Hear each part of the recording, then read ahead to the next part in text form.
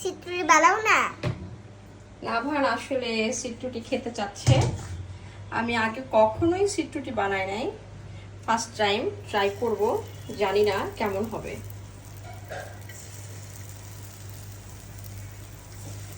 আসলে বাচ্চা মানুষ খেতে চেয়েছে।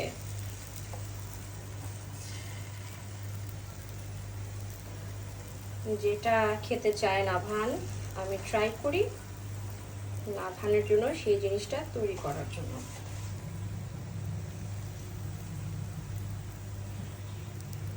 কে কে সিট্রুটি বানাতে পারেন আমাকে কমেন্ট করে জানাবেন। আমি আজকে প্রথম বানাচ্ছি। আসলে নাভান এত বায়না করছিল এই মাঝরাতে, এখন আমাকে নাভানের জন্য সিট্রুটি বানাতে হচ্ছে। নাভান তুমি কি খুশি মামি যে তোমার জন্য? খুশি? হ্যাঁ খুব এক্সাইটেড? হ্যাঁ খুব এক্সাইটেড? হ্যাঁ আসলে অনেক এক্সাইটেড।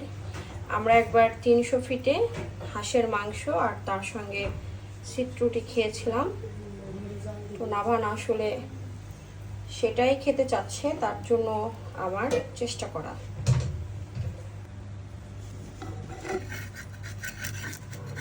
আমার মনে হচ্ছে এখন হয়ে গিয়েছে।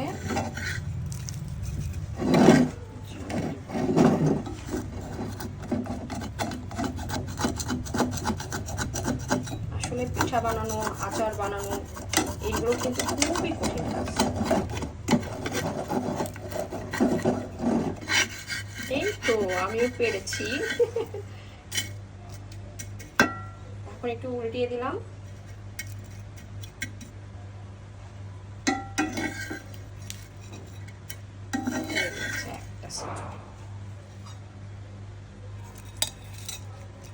এই তো এখন তো নাভান অনেক খুশি হয়ে যাবে।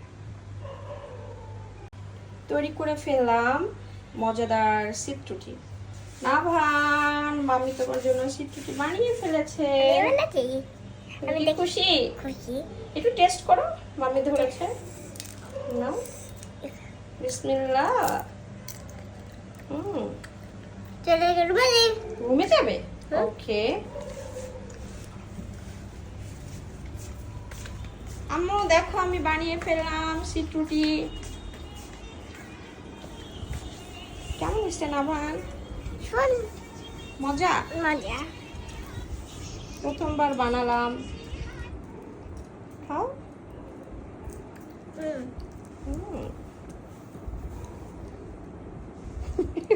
আসলে নাভানের অনেক বেশি পিঠা খেতে ইচ্ছা করতেছিল না?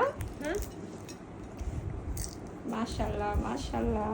বাই বাই নাভান, বাই দিয়ে দাও সবাইকে। মাম্মিকে থ্যাংক ইউ দাও। Thank you mom. ওয়েলকাম নাভান।